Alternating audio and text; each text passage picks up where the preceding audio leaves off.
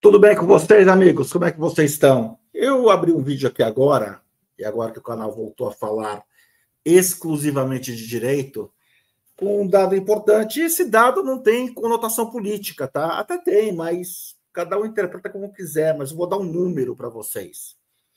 Disparou no Brasil, disparou o número de imóveis leiloados anualmente, tá? E daí quando a gente fala leiloado, é tanto leilão de alienação fiduciária, de execução hipotecária, que está cada vez mais em desuso, quanto também leilão judicial, dívida trabalhista, civil e outras.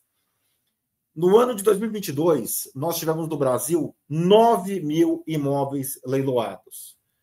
No ano de 2023, nós tivemos 26 mil imóveis leiloados. Então, a gente está falando aqui de um total de 35 mil imóveis leiloados em todo o ano de 2022 mais 2023. Nós estamos há 20 dias das férias forenses e já tivemos apenas no ano de 2024 44 mil imóveis leiloados. Para vocês terem uma ideia, fazer uma continha rápida aqui para vocês. 44 dividido por 35.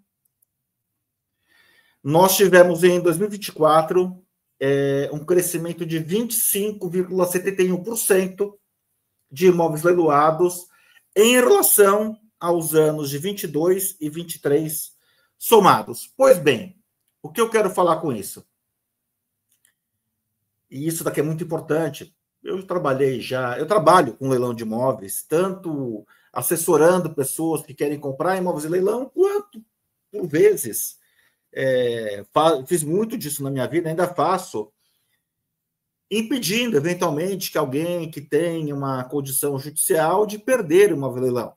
Eu trabalho muito para evitar também leilão de imóvel.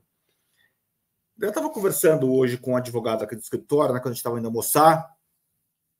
Meu amigo, vocês têm que ter em mente o seguinte: leilão de imóvel é algo seríssimo.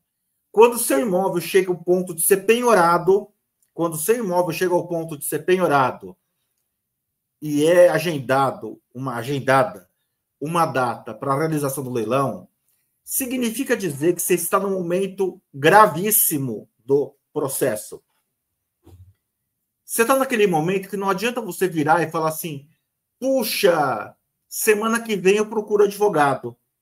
Ah, não, mês que vem eu vou estar com o dinheiro sobrando, daí eu consulto o advogado. Meu amigo, ó, é para ontem. Deixa eu dar um exemplo. Eu vou dar 2 exemplos ligados à área de saúde. Eu lembro que eu era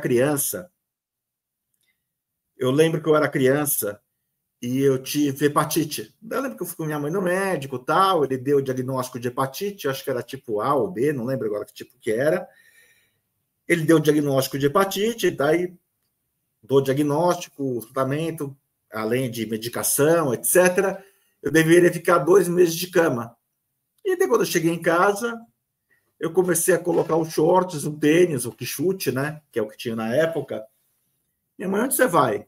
Não, mãe, eu vou jogar bola, amanhã eu começo a ficar de cama. Ela me pegou pela orelha e falou: você tá louco, moleque? Que amanhã você está de cama agora. Ou então, tem alguns tipos de câncer que são de tratamento dificílimo, né? Por exemplo, câncer de pâncreas. Eu tive o pai de um conhecido meu que, por uma sorte, conseguiram detectar com outros exames, tal, um câncer de pâncreas em estágio bem inicial. E ele foi curado de câncer de pâncreas.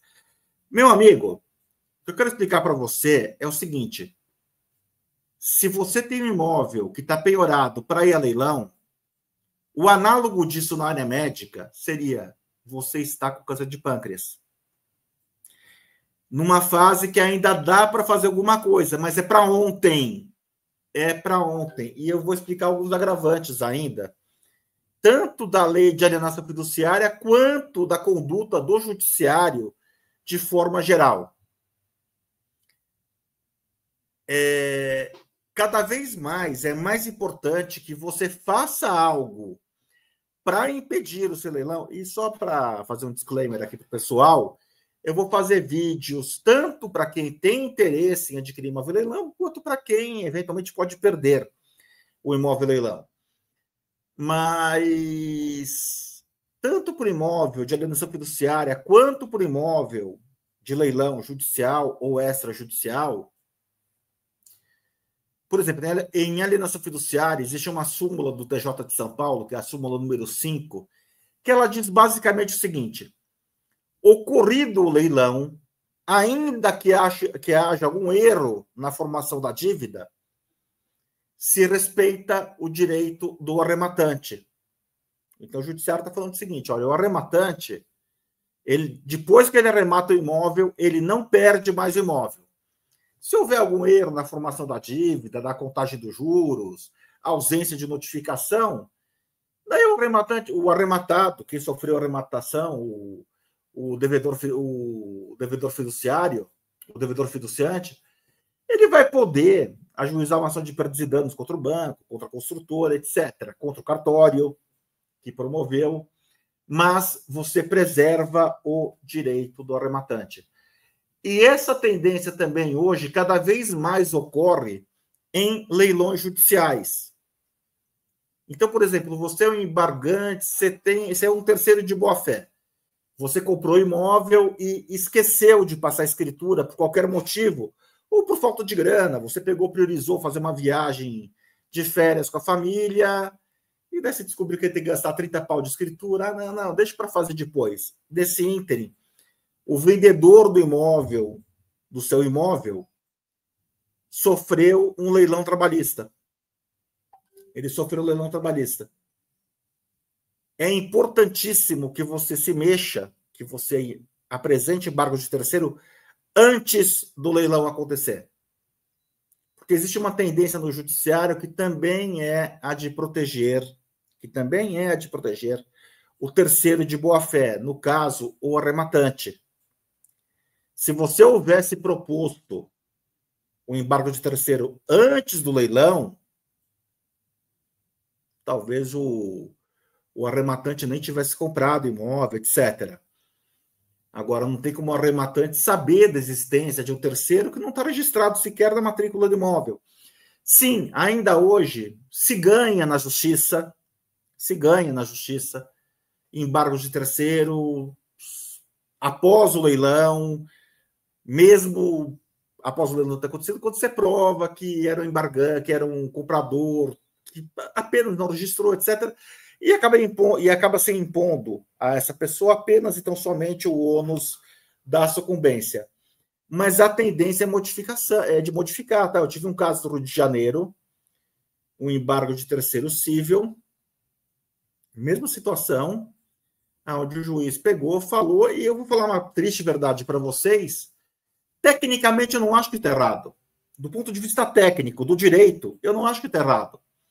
O juiz pegou e falou: doutor, a arrematação é ato jurídico perfeito. E daí a Constituição da República fala que a lei ou decisão judicial não pode alterar coisa julgada, ato jurídico perfeito ou direito adquirido. Você, como arrematante, viu um imóvel anunciado no leilão, não consta da matrícula daquele imóvel, de lugar nenhum, a existência de um comprador via contrato de gaveta. Você arremata aquele imóvel. Você tem na sua mão um ato jurídico perfeito. Do ponto de vista técnico, é claro que a gente fica triste quando o cliente nosso perde o processo, tal, mas do ponto de vista técnico, eu vou dizer que a decisão está corretíssima, tá, meus amigos? Então, mais uma vez, se você, por conta da crise econômica que está assolando o país, está com o imóvel penhorado em via de ir para leilão, procure um advogado ontem. Ai, Papini, e vou falar uma coisa triste para vocês também, tá? Advogado para impedir imóvel e para impedir que o imóvel vá a leilão não custa barato. Não custa barato, tá? Ai, Papini, mas o único bem é um carro. Então vende seu carro. Daí você vai ter que priorizar, né? O que você vai fazer? Você vai morar no carro se perder imóvel? Você pega e fala: não, tudo bem, meu carro é grande. Eu tenho uma Kombi, que dá para montar uma caminha de casal, e eu vou dormir na Kombi. Legal, então você dorme na Kombi, e beleza, deixa o imóvel ser leiloado. Agora, se tiver com a grana curta, e vou lembrar mais uma vez, advogado, para impedir que seu imóvel seja leiloado, não custa barato. E se custar barato, sai correndo, que normalmente é alguém que não faz nem ideia do que está fazendo, tá legal? Eu sei disso porque eu já impedi, eu já consegui suspender na justiça mais de 2.000 leilões judiciais e extrajudiciais. Então, assim, conheço todas as teses, etc. Mas papinho não tenho condição sequer para contratar um advogado. Olha, eu vou falar disso no próximo vídeo, que eu vou publicar aqui no canal, ou amanhã, dia 4, ou na quinta-feira, dia 5. Tá legal? Por hora é isso, um grande abraço a todos e até o próximo vídeo. Valeu!